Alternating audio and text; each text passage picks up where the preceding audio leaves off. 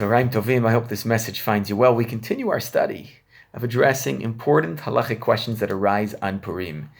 Can you eat before Kriyat Megillah? Many of us have encountered this situation.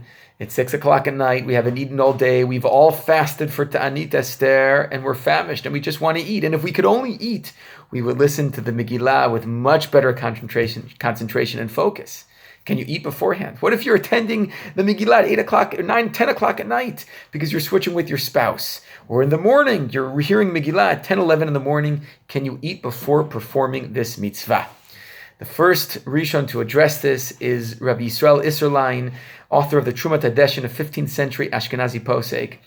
And he's asked, can you eat before Megillah? And he says, no, you may not. You cannot eat before Megillah, but you know what you can do? You can actually move up Kriyat Megillah.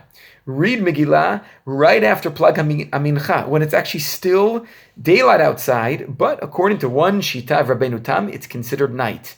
And then you'll be able to eat afterwards. So essentially shorten the fast. This is what he permits you to do. And what is this modeled after? He models the reading of the Megillah on a mitzvah of Kriyat Shema. Just like when it comes to Kriyat Shema, once Tzedek Kochavim, once the stars come out, and it's time to fulfill this mitzvah, you are not allowed to eat. We're concerned you're going to eat a little bit, you're going to forget to recite Kriyat Shema, you're going to fall asleep, you won't fulfill the mitzvah. The same thing is true with Kriyat Megillah.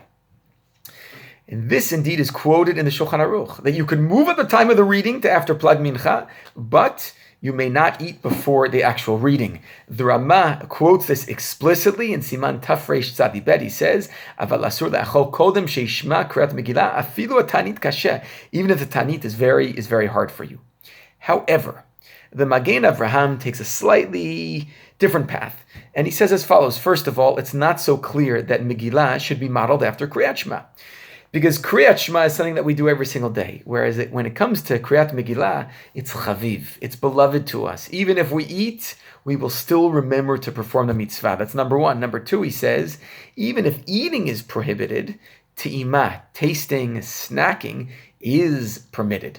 And this indeed is quoted in the Mishnah Berurah. Mishnah Berurah adds a number of points that are relevant. Number one, there's no difference between at night and during the day. You cannot eat a full meal, but you can have a snack. For someone who's really sick, he also says there's an exception. You could eat a full meal and just make sure that someone reminds you to hear the Megillah. The question is, what is considered a snack? So the answer is as follows. This includes fruit, yogurt, veggies, salad. You could even have wheat-based products, but less than a kibbetza, which is less than 54 grams. You could have coffee and tea, but you cannot eat a full meal. You cannot have a bagel, for example, or pizza, or a whole the croissant is probably pushing it a little bit, 54 grams or less. This halakha applies at night and during the day, and it applies to men as well as women. Of course, if someone's pregnant and they are, that's an extenuating circumstance of a person sick. But for all of the rest of us, one should not eat before Mikra Megillah a full meal, but a te'imah, if it's needed, is permitted. V'hamachmir tavo alav bracha. Wishing you all Shabbat Shalom, and when Purim comes, should be a Purim Sameach Kol Tuv.